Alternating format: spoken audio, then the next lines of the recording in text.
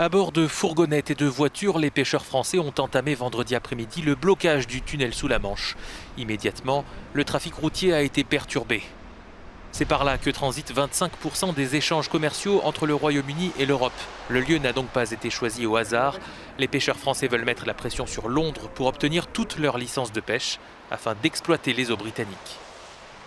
Écoutez, les pêcheurs ne demandent qu'une chose, c'est que Boris Johnson respecte l'accord, parce qu'il n'est pas respecté. Pour l'instant, tous les pêcheurs britanniques et les autres produits autres que la pêche ont accès au marché européen depuis le 1er janvier 2021, et nous, nos pêcheurs, n'ont pas accès sur une partie de la ZEE britannique.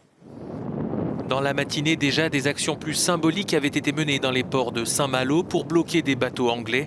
Dans une ambiance plutôt bon enfant, d'autres actions ont été entreprises à Ouistreham et à Calais. Les pêcheurs qui réclament encore 150 licences se disent prêts à intensifier le mouvement si le Royaume-Uni reste sourd à leurs revendications.